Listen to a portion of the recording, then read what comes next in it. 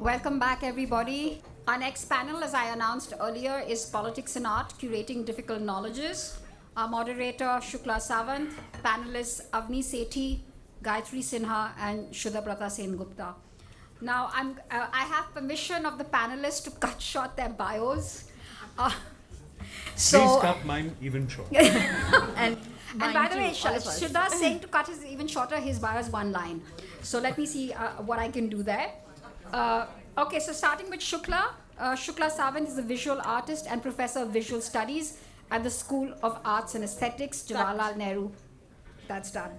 Avni Sethi is an interdisciplinary practitioner with her primary concerns lying between cultures of violence, memory, space, and the body. I'll just read one more line. She conceptualized and designed the Conflictorium, a museum of conflict in Ahmedabad and Raipur city, and Mehnat Manzil, a museum of work situated in Ahmedabad in Gujarat.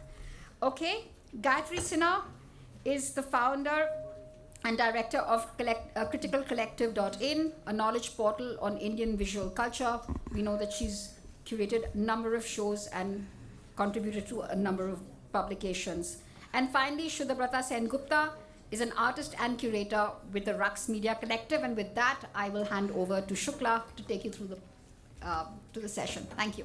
So thank you, Meera, for that introduction, and my very special thanks to the Anant Foundation for the Arts, Mamta, for putting this together, and of course the entire team of the foundation.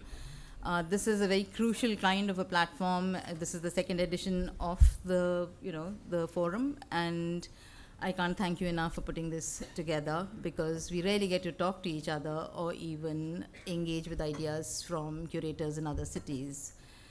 The proposal that Meera sent to me was about curating difficult knowledges, and I thought of thinking this through a press release of the government of India that came out in December, which is regarding this huge mega museum complex that's being built, or rather being repurposed, the Raisina Hill complex that's being repurposed to create the Yuge Yugin Museum.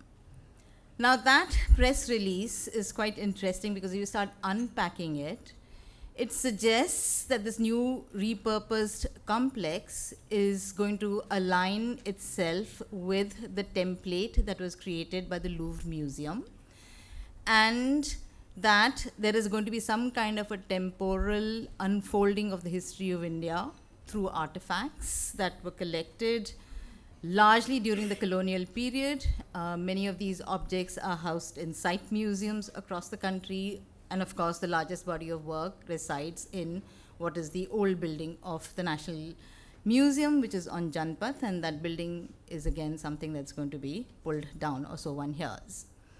Now, for me, what was amusing was that the Louvre Museum, perhaps the cultural mandarins of our nation don't really understand its history, because it was a museum that came out of the revolutionary impulse of the French Revolution.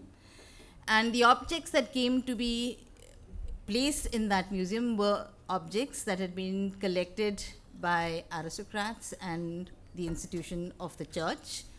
And these objects were repurposed and put into the museum in order to create or open up these objects to public gazing for free. And subsequently, because the museum itself, the Louvre Palace where this collection came to be housed, has a kind of a ceremonial path, art history too came to be arranged in a chronological manner. That is, it carried out the same kind of a ceremonial role as the monarch's, the kind of role it served in a monarch's life. And so when you think of this impulse towards building museums in recent times, there are two kinds of impulses that we see. We have a number of private museums that are coming up, but we also have museums that were built in the 1950s as a kind of a strategy of nation building. What we are seeing in the two museums that exist in the city, the National Gallery of Modern Art and the National Museum, is a very very strange kind of a movement of objects. For instance, the National Gallery of Modern Art today has very recently, in fact, done a huge exhibition of pre-modern objects. So you have the movement of pre-modern objects moving into the modern museum. You also have objects that are being sent back as a part of a repatriation exercise that the government is carrying out. These objects are also being received in this museum. And the curatorial projects are largely aligned with the vision of the current political dispensation, which clearly wants to not deal with difficult histories. It is quite intent on building an idea of a golden past, and so any ideas about conflict or any ideas about the difficult moments in our histories, these in some sense are being erased over by simply making works disappear or aspects of our history completely disappear from view. And so now we have three curators over here who are going to be talking about projects that run counter to this idea of a monolithic history. Avni, for instance, works in Ahmedabad, which is a city that has seen multiple conflicts over the last few decades, communal conflicts that erupt, at very specific moments when, for instance, elections, etc., have to be kind of, queered and, have to be kind of twisted to kind of suit a particular kind of a political ideology. We also have Gayatri Sinha, who's actually not going to be talking about a museum as such, but she's going to be talking about one single motif and how that has traveled through different contexts and taken on different kinds of meanings. And Shuddha is going to be talking about a recent project that the Rux Media Collective did in Vienna at the Art Academy, and how the notion of time in the way they understand it has been brought out through a conversation between contemporary interventions and the collection held by the museum. I won't take up more time. I'll let the speakers speak, with Avni starting first, and then we'll move on to maybe taking up questions from the audience.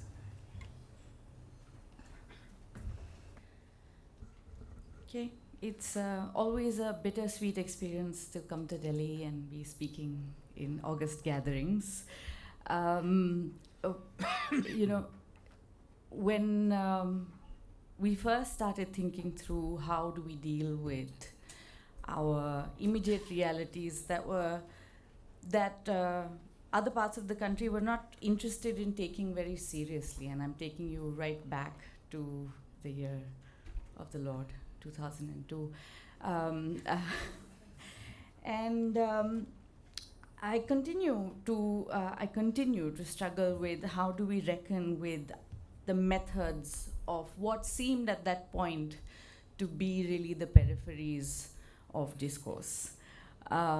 This is another matter that Gujarat also refuses to engage with discourse, but this is for another time. We, at that point of time, in about 2013, set up the Conflictorium in Ahmedabad, in the old city, for those of you who are familiar with Ahmedabad. And subsequently, I think in 2022, set up another Conflictorium in Raipur, Chhattisgarh. The proposal actually came from three particular organizations that were working in Gujarat. At that point, it had been about 25 to 30 years that they had been working at the grassroots level, and there are three in particular. There was Janvikas, Center for Social Justice, and Navsarjan, and they were all meaning they'd been working in the space of land rights, Dalit rights, and in a sense entitlement, and in how institutions can become more accessible. Very quickly, one realized, or maybe they realized not very quickly, after 30 years, that while they continue to work on the field, there is the question of narrative that remains this kind of empty space or a gap. and how do they begin to engage with narratives in urban centers.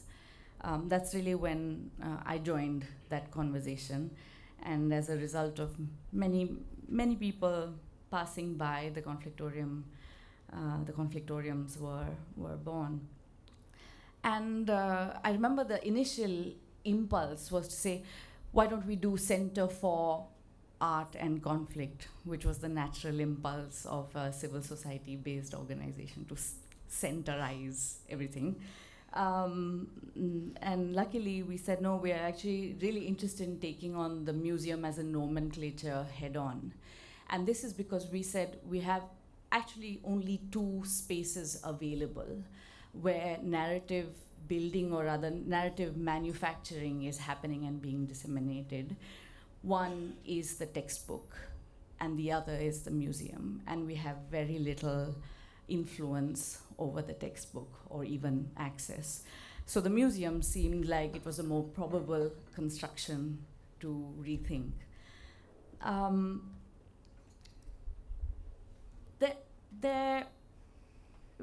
Now that it's been 10 years, and I thought I don't want to do, after 10 years, I don't want to do an introductory conversation on what the conflictorium is and what it does. But I really want to think of what the museum really was trying to refuse. Because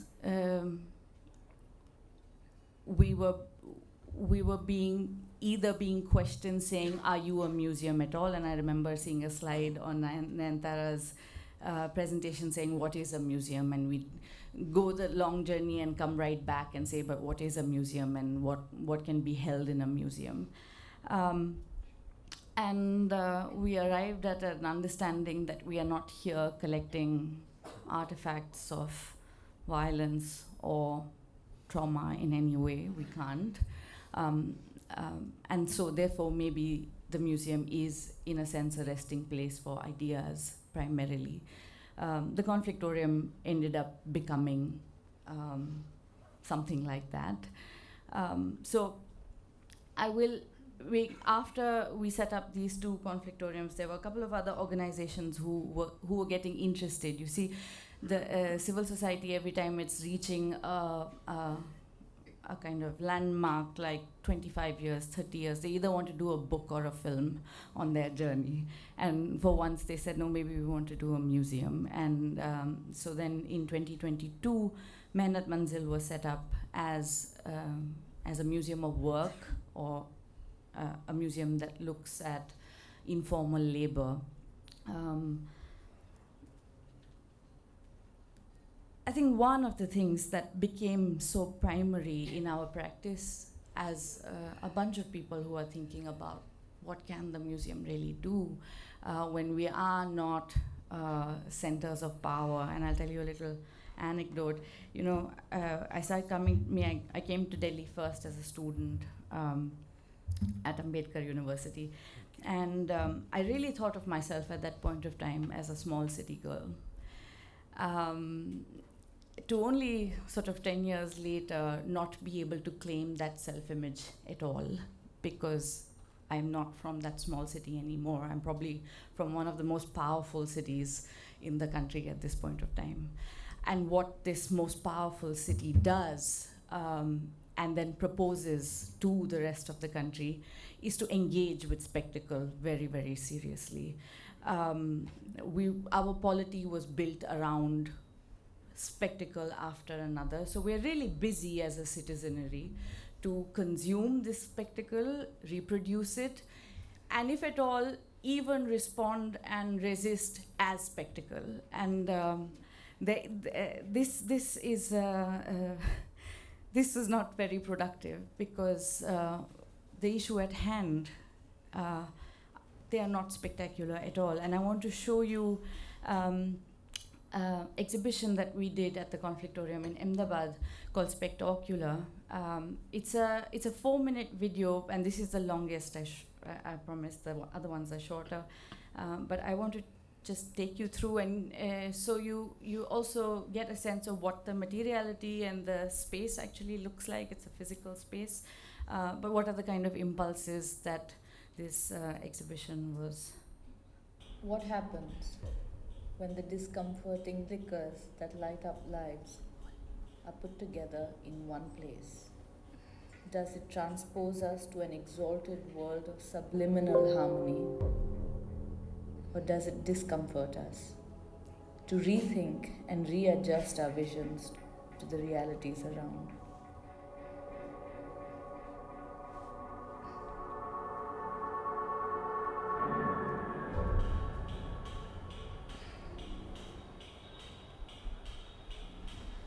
Starts with this very notion of vision. Vision of like how something becomes a spectacle, or how our idea of culture is shaped on this primacy of vision.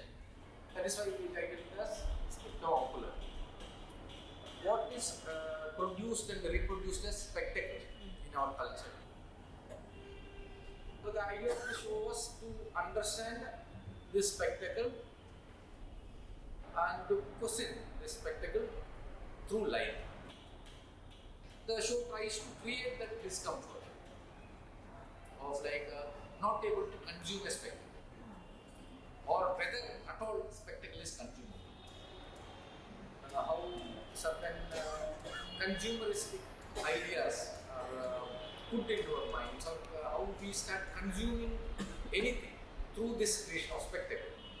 It might be just by just a consumption of a cloth, or just a consumption of a toy or a food. How this lights play a major role in this defining or making something a product, and how this very same light becomes the life source of certain other communities or certain people who are left with no sort of resources. You see, overall it gives a very aesthetic sort of a thing, very colorful and things like that. But when you see it properly, it's like so much of color, no space. That is what is the city actually, if you see in that sense. And that sort of a discomfort. Everything placed together. We are not giving that breathing space. Everything is what we call as over information. Even color is an information. See, the idea is also to see like how the everyday actually questions something very big. So there's a minute sort of details, minute sort of reactions, or minute sort of struggles, how you can question something like a big sort of imagination or creation of this big urban utopia.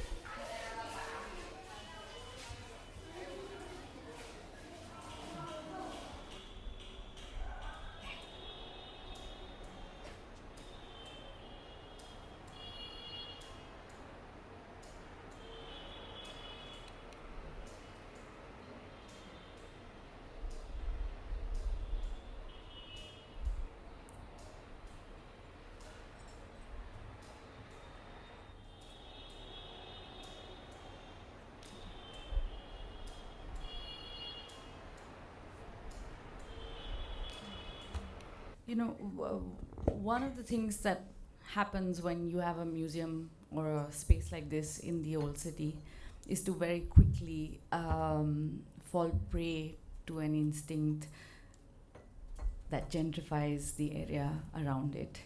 You know, very often people who come from the other side of the city, and this in lexicon is very common to us, this side and that side. People who come from that side of the city have begin to engage the space with a certain kind of discomfort, because that smell is not comfortable, and there's always a ready solution. That why don't you move to that side of the city? It's cleaner, it's more accessible. People will come, more people will come, and we often wonder who are these people that we want to come to the museum when it will be considered as it's well visited. And this has been, it's taken a lot of energy to refuse this turning of the self as available for certain audiences, and that's when spectatorship is valid, because then that spectatorship sees and writes and acknowledges the validity of some of these arguments. So the spectacle continues to remain something that we study and refuse, because one can't refuse it without studying it deeply. The other refusal for us has been the refusal of the universalization of trauma, because we are also we are in a situation, and because of how we were born, we can also fall prey to this kind of conflict tourism, where people want to feel good by being present in a space like the conflictorium or engaging with it, saying we did our bit, we were there, and we did have these conversations. And how do we not become that space? How do we not step into that is being set up? And as a part of the conflictorium, besides making the exhibitions that we did, we started working a lot with films. And that really became a mode for us, because exhibitions had limited ways of reaching lives and places. I want to show you a really short teaser of a film, a much longer film we made called Sabarmati and Its Lovers. And just to quickly contextualize this, the Sabarmati is a river in Ahmedabad that sort of divides the city in all kinds of binaries. A couple of years ago, maybe a decade and a half ago, the Riverfront project came up, very much in the lieu of this kind of big state projects. It's a lot of concrete across 17 kilometers of a river, very much in the instinct of setting up that big museum. We are a big, spectacular riverfront project that's now replicated in many parts of the country. But this did something else while doing the most obvious sort of displacement of real lives that kept the river ecosystem alive.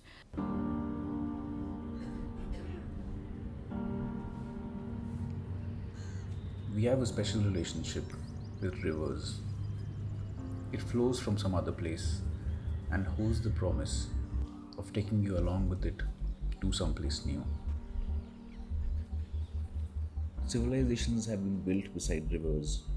Cities, towns, communities, animals, birds, humans. We all flock to the river, a source of life, the lifeline of water, sites of solitude, celebration, death, sites of intimacy and expression, sites of love. Rivers are also sites where lovers die by suicide.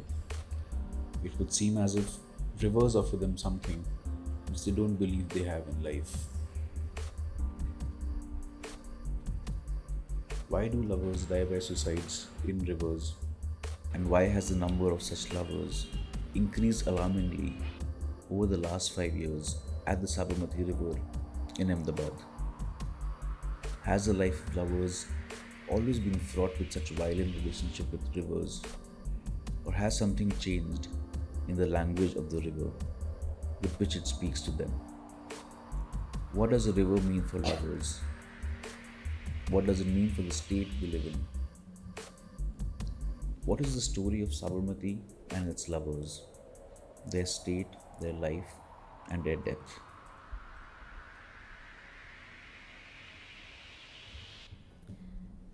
One can accuse the conflictorium of a couple of things, and that is to remain so local to where it exists, and to have its eyes and ears so embedded in its immediate context that we might not be able to inhabit the national one step forward, the South Asian, one step forward, the global South.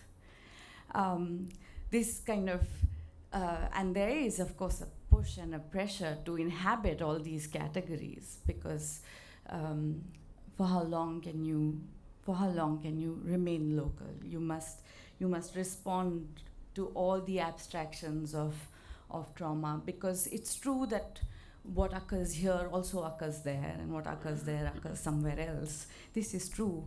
But I imagine that is the work for someone else to do, to see the repetitions and the connections between what happens here is what happens there also. So we continue to remain fairly interested in what is happening around us, and refusing in some senses to borrow readings of this context. And I'm walking a tightrope here, because when I say refusing to borrow, could also, it's not necessarily a refusal of being influenced or meeting people halfway. It is not that refusal. It's not to say one wants to remain insular and within. But how do we, in a sense, preserve a lens? But I will then share the last two very quickly. The two other refusals that we must engage, and most difficultly, is of course the refusal of aestheticization, and that too in a museum or an organization that wants to call itself a museum. And I wanted to take you through a particular exhibition called Jiviti Java Jevu Hatu Te Ghar Kari Gau, or the English name, which is What Was to Pass Remained, which was an exhibition in collaboration with the Chara community and the work that they did. It's a denotified tribe in urban Ahmedabad. And this is an exhibition of their work. There's the Budhan Theatre that's also been making films and making work, but also somehow trying to document the history of their community. And these are some images from that exhibition.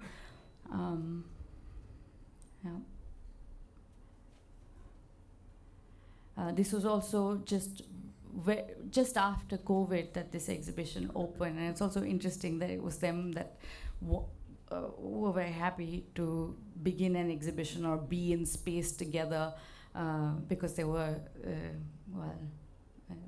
they felt like they could take the risk, as opposed to a lot of other people who didn't feel safe to take the risk of being in space. And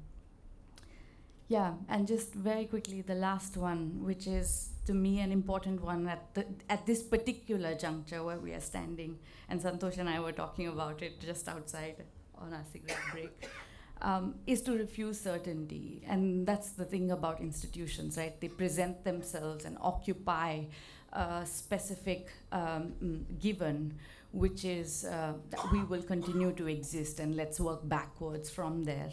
I think this for us is not a coming to. We didn't arrive at this today. We began at that very impulse that we are there today, we will not be tomorrow.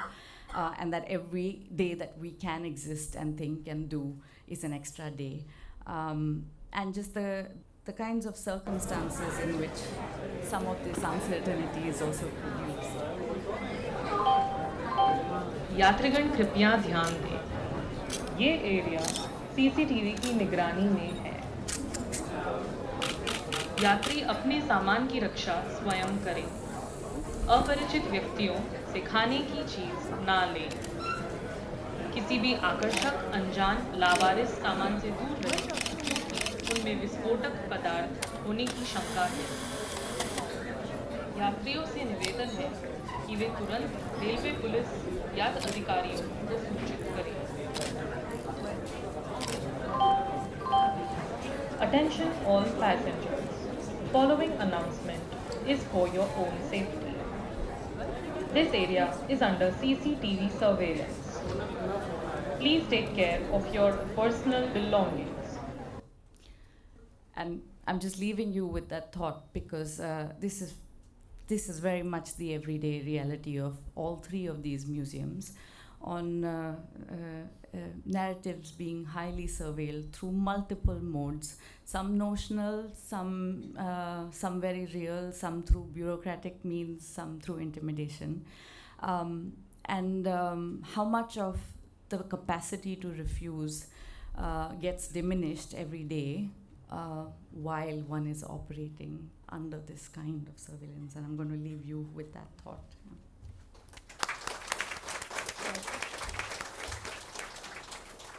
So we'll take the questions at the end of.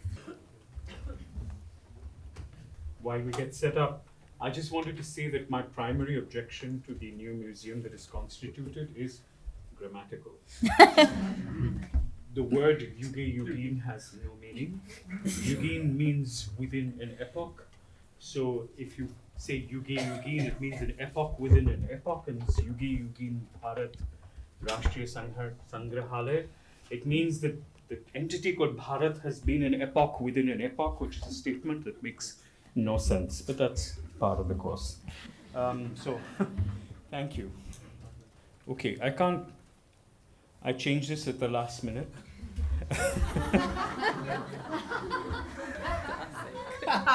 This is one of the works in the show that I'm going to talk about, which seems to indicate that the elephant is still traveling, a beloved animal, symbol of sentience, symbol of patience, symbol of strength. And perhaps an upside-down elephant might be an interesting way to talk about what happens when you turn the protocols of knowledge upside down, right? The exhibition that I'm going to talk about took place at this institution, the Vienna Academy of Fine Arts, and in the picture gallery of the Vienna Academy of Fine Arts, an institution founded in 1688 and which claims to be Central and Eastern Europe's oldest art school as well as teaching museum. So here, the purpose of the art in this museum is to teach, is to produce knowledge, right? And the invitation to us was to destabilize the knowledge that has been produced since 1688 till now. What does it mean? The concrete terms of the invitation were the fashionable think of what does it mean to decolonize a museum? And we were asked to be the decolonizing agents. And what I think we were interested in doing was to try and interrogate a colonial or colonizing instincts about time, which we call the hunger for time, the hunger to extract, the hunger to take over other histories, the hunger to engage with history itself as if history had a high road and then you could sort of extract the by roads. And what a strange hunger it is. It demands of you the undertaking in our understanding of what we call epistemic disobedience. It tells you that chronology can no longer settle disputes.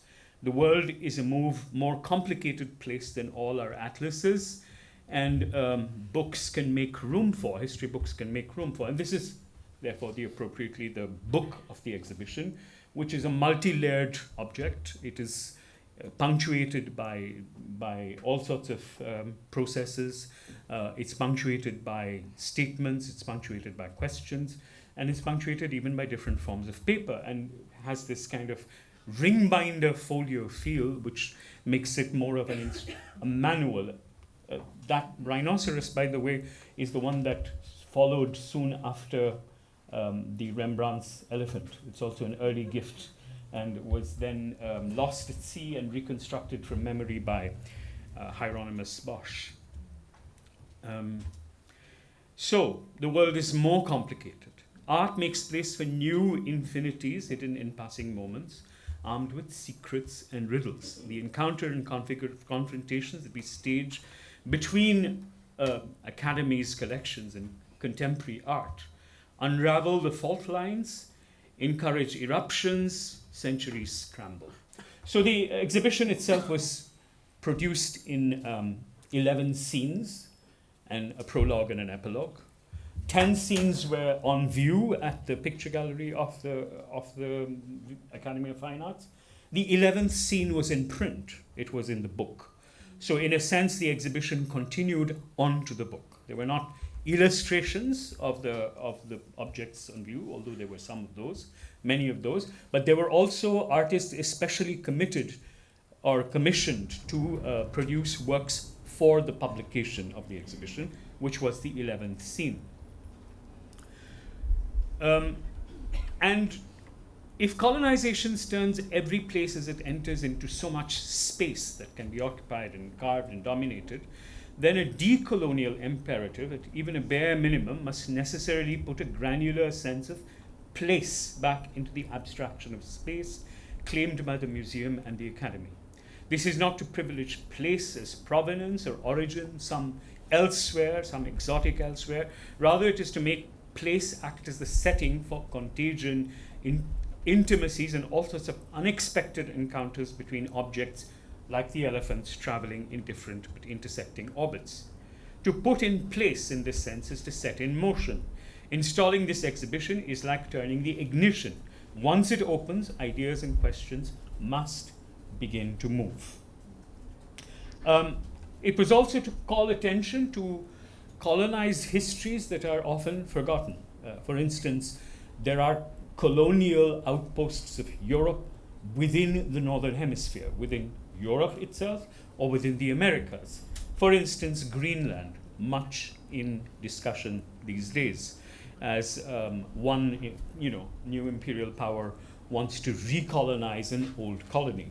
But this is an artist from Greenland, Julie Edel Hardenberg, and she works with human hair.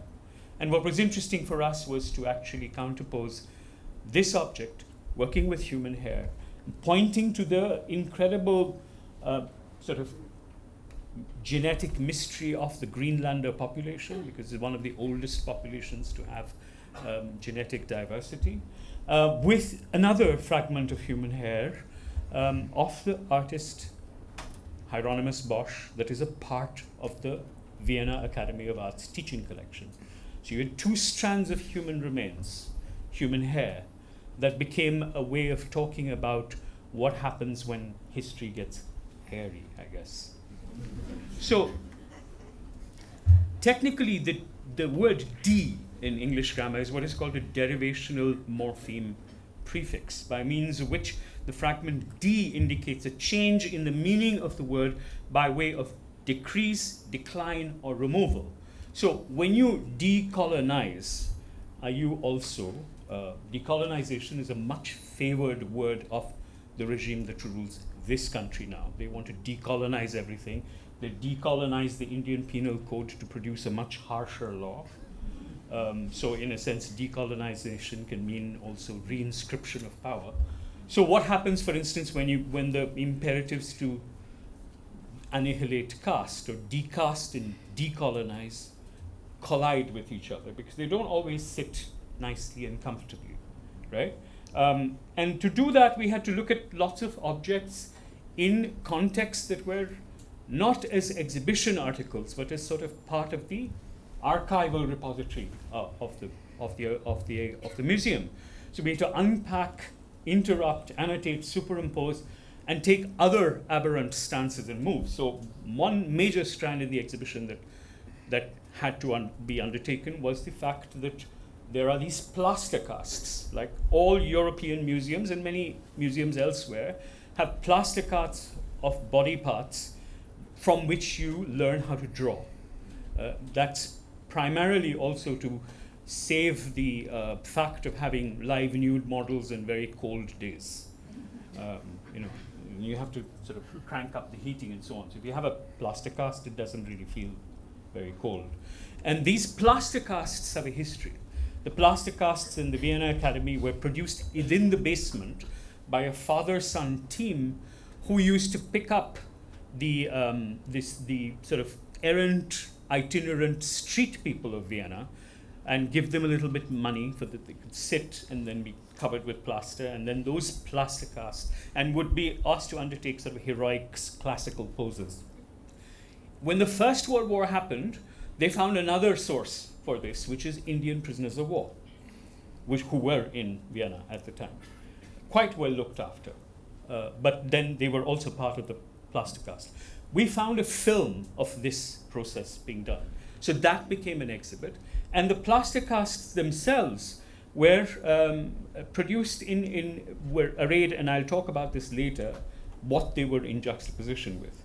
But it also meant that we could look at, let's say, other kinds of things. Flower paintings, and the flower paintings could be juxtaposed by a commission to 2 artists from Delhi, Pallavi and Rohini Devashar, to produce composite flower compositions. So here's the artist list. There are 80 artists, 54 from the collection, and the rest from elsewhere, 3 commissions, right? They render a kind of disruption, and you will see the artist list contains some very heavy-duty names. Rembrandt, Egon Schiele, Michelangelo, Phidias and Praxiteles, the classical Greek sculptors, but in plaster cast, made later. Hieronymus Bosch. And so this is a heavy-duty classical museum with all these kinds of objects. And then you're going to have to deal with what you do to destabilize its certainty. So maybe you interrupt it with all these other names. Kiluanji Kiahenda from Angola, Lakshman Rao Koturu, the man who made the upturned elephant, Aisha Singh, present in this room, and various other kinds of people who from many different parts of the world, from Brazil, from Congo, from China, from Turkey, from Iran, from India, from Pakistan, who then enter into this kind of disruptive relationship with the classical European tradition, trying to explain the world to itself. And remember, the classical European tradition was also looking outward, so that there are these massive landscape paintings by Dutch masters who are on the voyage to Brazil. That's all it says. So it's like on the voyage to Brazil, there's a coastline, and that's what's remarkable. So we have that. But then you have things looking back at the people who are making these voyages to Brazil. The oldest artist in the exhibition is Giovanni di Paolo di Grazia, who is 613 years old. The youngest artist in the exhibition is Rajeshri Gudi, who is 31 years old. So this was also a kind of span of time that we were looking at. People who were really beginning to produce their body of work, and people whose body of work had died with them a long time ago and had remained only in museums. There were many worlds contending here, many textures and directions of time. And one of the ways in which to talk about this contention was also perhaps to retitle. So we would have classical work. Here's a still life, a Dutch still life by Peter Boel. It says still life with globe and cockatoo, which is also an exotic animal brought from elsewhere to signify how far the collector's reach is. And we could retitle it as Once the Center of the World Unsettled. So many works retained their original title, but were also retitled by us. A way of, for instance, here you have also the question of, this is a scene. It's one of the many scenes that we talked about. So it has Dayanita Singh. It has the Discourse of Justice Ensemble with the Hecate Film Collective, made a film, which is what the projection that you see, about the moving of a Hieronymus Bosch triptych. Because if you move a Hieronymus Bosch, whether you move it 2 feet or 2 kilometers, the insurance problems remain the same, right? And for instance, here they actually look at the insurance report, the condition report, and that becomes a part of the film. What does it mean to move, in a sense, the immovable classical object? This is what we think begins to be an element of epistemic disobedience. It's a term that was first used by Walter di Mignolo, who writes slightly stupid book blurbs these days, but did once, he wrote a book blurb saying J.S.I. Deepak had decolonized Indian history and so on. But this is what happens when eminent scholars don't read books, but just write book blurbs. So he talks about the fact that what you have to really do is unsettle claims to certainty and knowledge. And that means sort of taking the head off. And for us, we found this beautiful drawing by Egon Schiele, retitled Study of a Portrait of the Painter Albert Guttersol. And Egon Schiele is interesting because he was a student of the Vienna Academy of Fine Arts, which is why his work sort of gets in.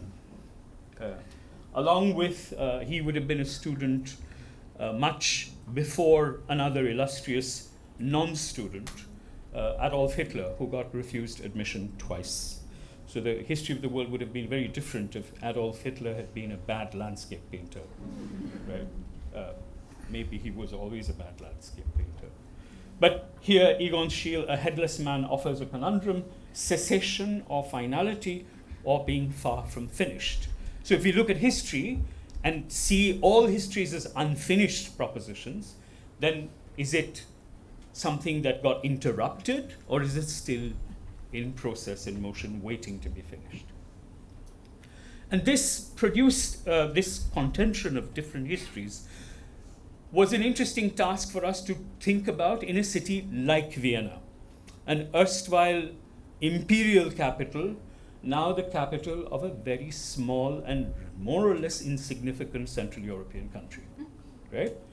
Which carries the burden of being the imperial capital of the Austro-Hungarian Empire. It's what will happen if Delhi, for instance, once becomes in some future date the capital of a small country called Haryana. It might happen. We never know. These things happen. So here we are, Vienna, in the 20th century. And Vienna's claim to fame is also the production of new public spaces. So if any of you have seen the film The Third Man, which is set in Vienna, it's full of these, what are they called? Those things? Ferris wheels. And the Ferris wheel is set in a place, in a public garden, one of Europe's earliest public gardens, called the Prater. So we were very interested because the Academy has lots of landscapes of the Prater, this public park. And here you see a man looking at one of these landscapes, this one. But we also know, or found out, that a man very dear to us spent some time taking the air at the Prater. And this is the poet Nazrul Islam, who any Bengali would know and would be deeply attached to. And Nazrul Islam finds his way into the Prater in Vienna as you can see those are two pictures of Nazrul Islam, as a young man, a very posed photograph, and as an older man who became completely aphasic. He stopped speaking. This great poet, the songwriter, suddenly one day returned from a recording at the All India Radio in Calcutta and stopped speaking for almost 40 years. So he was taken to Vienna to be looked at by two doctors, who you see at the bottom, and they tried to diagnose him. There's a condition called Pick's disease, which is a degeneration of matter in the brain. But it is said that Nazrul Islam was taken for walks in wheelchairs at the Prater. So we thought about what is going on in this man's mind. Because just because he's not speaking doesn't mean he's not thinking, right? So this was a way in for us to make Vienna our own. And you see in Bangla what's written, my handwriting, Srishti Dhangsho Lokalaya Shoshan. These are 4 discrete words from one of his great poems: creation, destruction, habitation, cremation, the cremation ground. Srishti Dhangsho Lokalaya Shoshan. And we wrote lots of stuff in Bangla and also things about the Prater. The Prater is where Franz Kafka goes with his friends for a picnic during the World's Fair. Lots of other things happen, murders happen.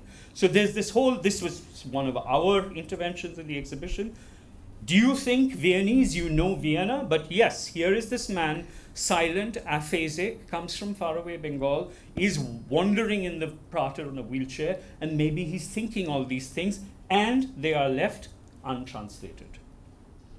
Right? because with great deliberation, because now a silent poet, the wheelchair turns in the picnic, a path of autumn, morning sunshine, the secret of serenity is a storm, right? And it is left untranslated, and what you see below it is another fragment of words which we mashed together from one of his poems. It says, Dekhia Shunia Khepia Giachi. Khepia is a wonderful word in Bangla. It means to be driven mad. Khapa hoye jawa.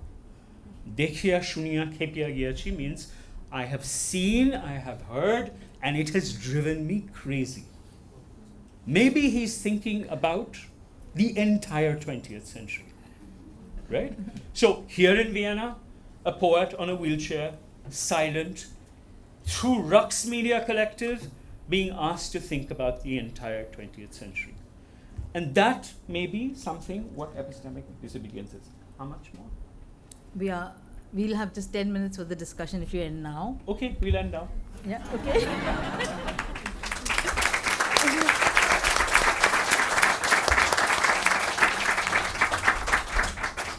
So, thank you for those wonderful presentations, and I was trying to think through and thinking of what to say, and one of the names that appeared on the screen when you were showing the list of artists that were included in the show was the name of Rachel Rush, the flower painter. The flower painter, yeah. Whose name you didn't mention, though. That's you didn't right. mention the names of all the male canonical artists like Rembrandt, Dürer, etc. That's true. Thank you. And I was thinking about her, and for me, for me, what really is significant about the kind of flower paintings that she made was a kind of a curatorial practice, because she was somebody who would assemble flowers that grew in different seasons. Correct. And she was trying to make a career for herself when women couldn't really have careers as painters. And so when I think of your curatorial practices as forms of putting together, different aspects of knowledge into a kind of a composition or a kind of a not necessarily a narrative. In some sense, that's what really comes to my mind. Two very eminent female artists were asked to look at her work, Pallavi Paul and Rohini Devasha. Well, thank you for that. And we'll now open up the discussion to the audience. And I'm sure there are lots of questions that you might want to ask speakers. I'm delighted at how the elephant snuck. Yes, are there any questions? Rembrandt was a cluster born. Yeah. So are there any questions? Yeah, so Naman has a question. Yeah. I don't have a question. I just wanted to thank you all for your wonderful presentations. Gayatri, you got me thinking about a bunch of things that I just thought I'd share. Peter McCormick's letter is rather akin to baby Humayun's letter to his father Babur, because he requests to his father, and he said that he'd never seen an elephant, and Babur said to him that I'll take you to Hindustan, and near Peshawar there are lots of elephants. And once upon a time, indeed, there were near Peshawar many elephants. And now, of course, they're only available in Eastern India and South India. The other thing was that this business about the creation of menageries, which we so associate with colonization, conquest, enlightenment politics, and man's conquest of the animal world. We can't be that Doodh ka dhulawa ourselves, because the Raja of Odisha was busy importing giraffes, and others were also Jaipur and Wajid Ali Shah and his entire menagerie. And so I think this idea of collecting and conquest of the animal world. Pushkar Soni's view regarding the elephant and the lion, I think, is also a rather interesting idea. It's a well mentioned thing about the suppression of Buddhism by Hinduism, but I think it's also got to do with something else. Remember, the Shakyas were the ones who had the lion as their totem and as their herald on their dhwaj. From Persia as well. And so the Buddhists associated with the lion as much as they associated with the elephant. And I think just as we break royal families into Suryavanshis and Chandravanshis, we also need to think about their dhwaj being of the families of the lions and the families of the elephants. And the Gajapatis were long-standing feud, both warriors, friends and foes of the Ganga Rajas of Odisha. And so the presence in Kalinga at Konark of the suppression of the elephant could equally be a dynastic reference to the suppression of the Gajapatis that are living right next door, which were their neighboring kings at that time. What else did I quickly put down? And I think these Gajashastra and Hasti Vidya Varnava texts and things, I think the dating of them needs to be just thought about a little bit. The Matanga texts and all of that, they can't be before the 5th AD. Are you sure? I don't think they can be as early as the 5th BC personally, and I think that ought to really be looked into. Anyway, let me try and share with you where I get that from. But I have a question about the Marathas and the antipathy towards the elephant. It wasn't very clear. So all the poems by the Kaviraj, who was documenting and writing on Shaji and Shivaji, speaks of them only as the lion. Here comes the lion down the stairs, and he's glorious like this, and his beard is shining and pointed like an ankush. Why this antipathy towards the elephant in particular? Was there any reason to see him as a lesser creature? So it all changes with the gunpowder, as you yourself mentioned. And with the... have you seen Simon Digby's collection of essays in War Horse and Elephant? No. It's worth getting a copy of. And it's about how the dynamics of the politics of warfare completely change because the mighty elephant changes with the coming of cavalry that has muskets and gunpowder. And I think that's when the tide changes, because the mighty land of the elephant and in all manner of symbolism, that's the decisive technological shift. Yeah, well, there are changing symbols in the photographs around the launch of Vantara. There is Nita Ambani wearing a pink sari with white elephants. So maybe there is some signaling about the return of the importance of the elephant. Yeah. So are there more questions from the audience? I'm sure there are lots of them. So okay, yeah. Hello. Okay, so there's a question here, and then we'll take Rahul's question after that. Can we get the mic over there, please? Yes. Oh, okay. Inder has the mic in his hand. Okay, sorry. Well, definitely elephant in the room. Wonderful presentations, really very rich. Bring and the mic. Just few little ideas about this conflictorium. Just thinking about how to expand the idea of, I just reminded me a quote by Oscar Wilde that the world is sorrows, sanctuary of sorrows, that is actually the word. So I think this, how to add beyond the political, for example, very difficult verdicts from Supreme Court, not only about the Ram Mandir and Babri Masjid conflict, and Afzal Goro's thing, and Rafael thing. There's a long list of very sad verdicts from Supreme Court, which can be added into this. That's one, how the political end of it can be expanded, if you really think of what's going on at the ground.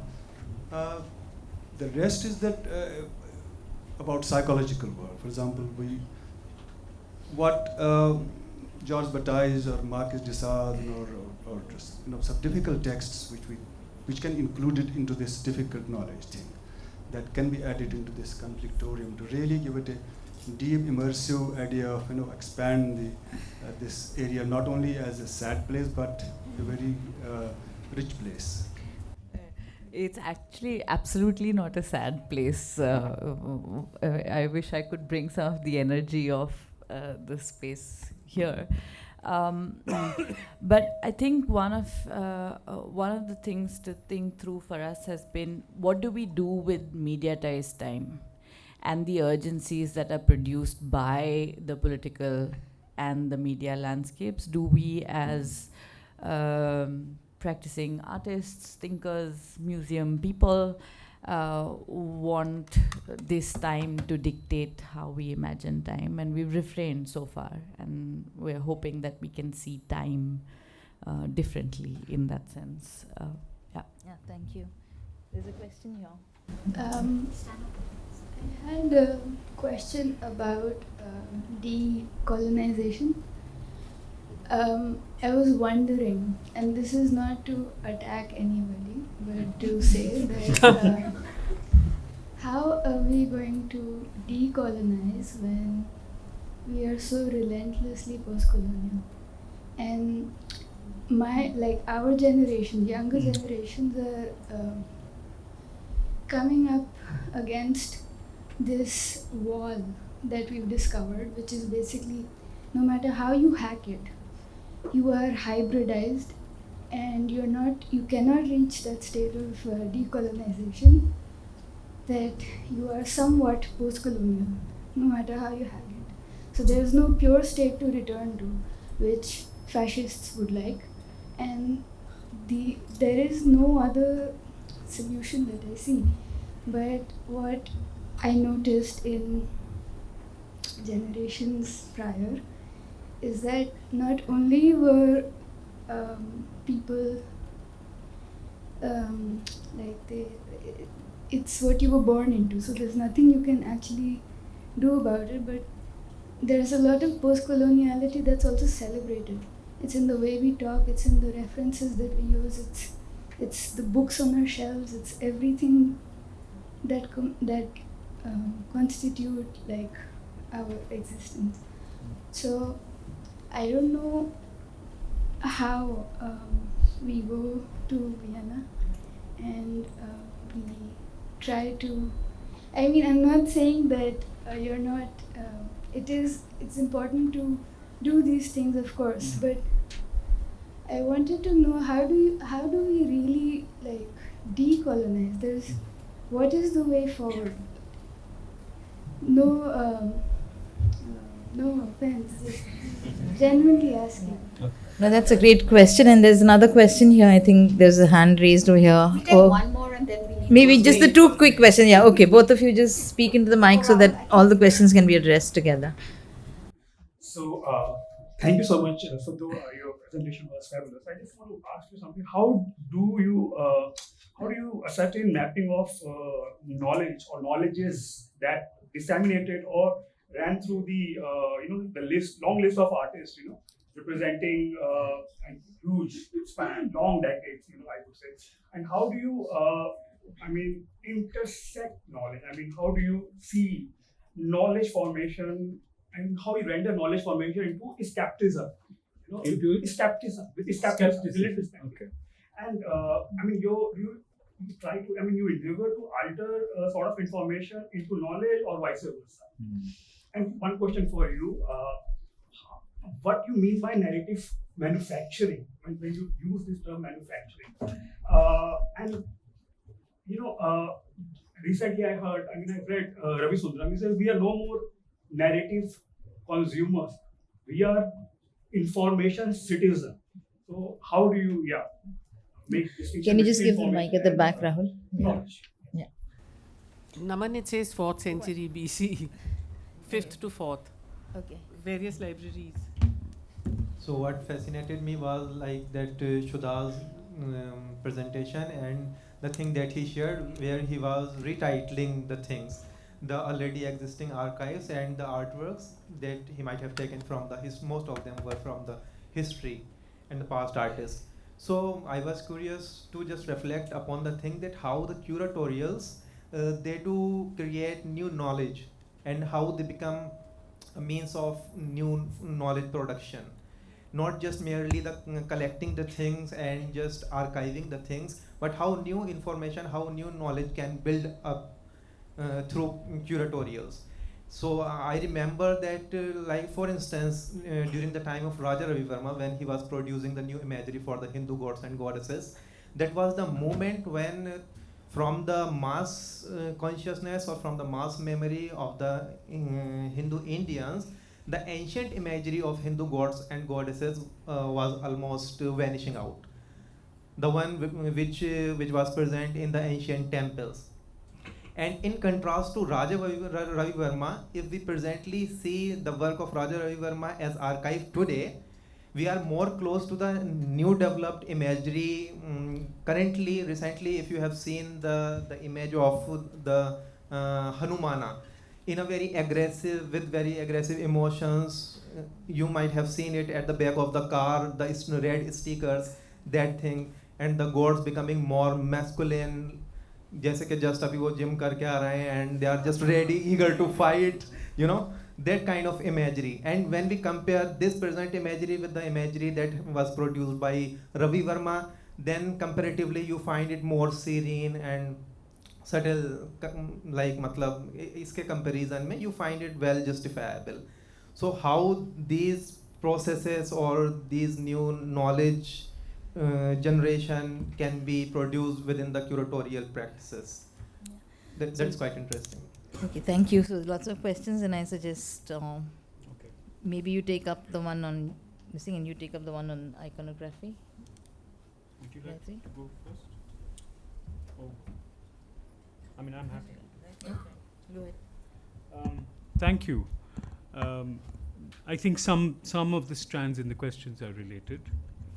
If Rux Media Collective were invited to decolonize an Indian museum, it would be a very interesting experience, because I have always understood the post-colonial in South Asia, and I include the 3 countries that together now claim South Asia, to be a pre-imperial formation, right?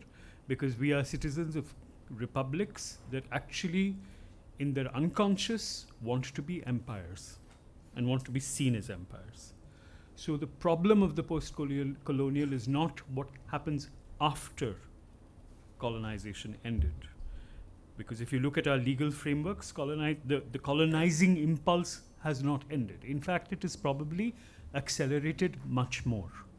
So we are looking at a museum in Vienna which is the detritus of an empire. The Austro-Hungarian Empire is now a kind of historical joke. It wasn't once. So how do you address a history that is shrunk? It's like Delhi being the capital of Haryana. Vienna is the capital of an area that's roughly little more than Haryana, but little less than Punjab, from being one of the biggest empires in the world. So one of the things that we were doing was, for instance, and I didn't have time to show that, I talked about the plaster casts. The corridor in which the plaster casts appeared finally was in juxtaposition with the photographic work of an artist that some of you may know, Arul Vijay Madhavan, who is from Chennai, and he has had this long practice of photographing portraits of the people who work in forensic laboratories, autopsies. So in India, for instance, no doctors perform autopsies because it's ganda kaam. So the people who actually cut bodies in all medical hospitals, teaching institutions, are always from the Dome Jati, right? And they actually know bodies quite well. But it's very interesting that Arul Vijay Madhavan has been doing these portraits of the people who actually do the dissections. And it was interesting to juxtapose these vivisected bodies, because that's what the plastic casts from Vienna's streets were, sort of transformed into classical sculpture models, with these portraits of the people who cut bodies. What was that doing? It was saying that decolonizing Austro-Hungarian experience means looking at the people who are at the bottom of the hierarchy, who then have to pose for plaster casts. And one of the ways in which you can do that is by looking at what happens to the dead, to dead bodies in a faraway place. Who performs the labor of cutting the bodies? So it was to collide a decolonizing imperative with a decasting imperative, and to see what happens when you put those two things together, right? And one can have many situations like this. I'll just give one more example to look at the point of skepticism that you talked about. The most valuable object in this collection is a diptych by Hieronymus Bosch called The Last Judgment. It's a fantastic piece of work. It was in our exhibition.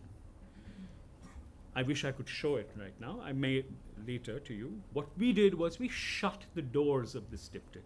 You get two portraits of two sort of lesser known saints in grey. And at the foot of one of those saints, there's a worm eel-like creature next to a water body, which we said was an eel.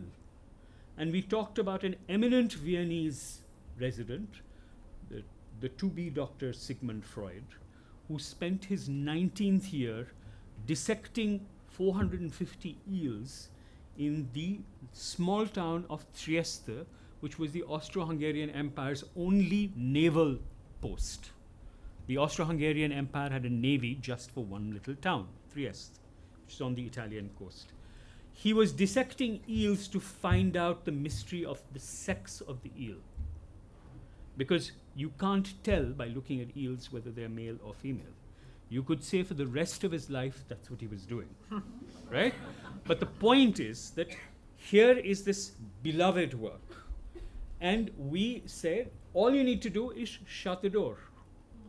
There was an uproar. People started writing letters in newspapers. Who are these people from Delhi who have come and shut the door of Hieronymus Bosch's judgment? We said, we shut the door because we need to look at this little creature. Like the elephant, creatures can tell us stories. This creature was what Vienna was dissecting. That is the knowledge. Psychoanalysis is the knowledge that was produced in the Viennese capital. It comes from this biological obsession that you can understand the mind by looking into it.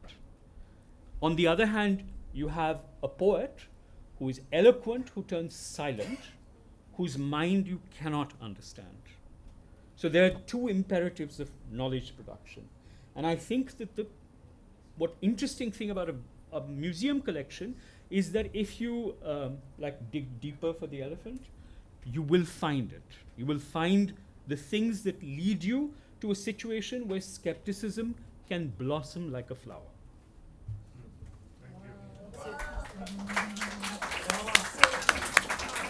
Quickly want to address Rahul's questions and his question about Ravi Verma. If there is time, Gayatri, maybe you want to, but maybe we would have to go for lunch. Okay. I'm not sure at all that the temple image was receding. I think it was a material difference, as Kumaraswamy has well spoken of, that it translates into paper, and now you can bring the god home for 2 paise. This was Kumaraswamy's response to the popularity of Ravi Verma. And with Ravi Verma's print revolution, I think that was the great revolution. Also, the attitude of performativity. If it's not that they recede into the temple, they lose their iconic stiffness, they lose their predictability. They're always they're always frontal, they are not contextualized always. The context may be, you take a particular temple like Meenakshi Sundareshwar, you'll have one kind of sort of configuration. You take another one, you'll have another kind of configuration. But their frontality, their Garbhagriha status, the gaze, the frontality of the gaze is disturbed by Ravi Verma. What he does is that he dissipates the gaze, he allows narrative postures, looking at other things. What is Damayanti doing or something? And there are also these semi-mythic figures which he brings up to that status, you know. His Ganesh, his Shiva, etc. are quite boring. It is the semi-divines who are sort of brought up by Ravi Verma into a theatrical mode. That, I think, is the bigger thing. Look it up on their mobile phones. And then in contrast to this newly developed imagery, no, this is if you see the temple in Ujjain, etc., where he's got the Panchmukha Hanuman, who's Vikral Roop and fierce teeth and all. Now the whole element of masculinity, as you pointed out, has been overplayed to a fierce and warrior-like dimension. Anita Dubey made a very interesting point. Why did she vivisect the cheetah? If Dubey's here, maybe she can sort of chip in. She went away, but it was about the lions that we see at the airport, the cheetahs, etc. Now this is the third. I think this is really what needs to be analyzed. That you don't need to see them in a museum, you don't need to see them in the zoo. You just see them whizzing past on the street as you go to the airport, and there he is. He's performing for you, and he's giving you the message of a fierce, militant state. That is the message. So she actually takes this and cuts it apart. I mean, her comment on this kind of masculinity. So, Thank you for that, Gayatri. I know Shuddha does want to show that image of Hieronymus Bosch's altar. Can he, for a minute, show it? Yeah, sure. Okay. It's there in the. Yeah. I think your laptop is with you. No, it's even in this thing. Okay, so this is the front door of the diptych. So what we put in there was a camera. This is a continuous monitoring CCTV camera. It produces a kind of film. So that's the young Dr. Sigmund Freud, not yet Dr. Sigmund Freud. That's the eel. At the foot of one of the saints is the eel, which you see from the camera. And there's a short text film that tells you the story of Freud, the eel, the Hieronymus Bosch painting, and what you do if you shut the doors. So what I'm suggesting is that curatorial interventions can look for what's the secret within a work. And if there isn't one, make it up. On that note, we'll break for lunch. Lunch is upstairs. We've got an hour. So I just hope you can be back at 3 o'clock. Let's see the lines. So thank you, we're everyone. going to aim to be back by 3. Wonderful.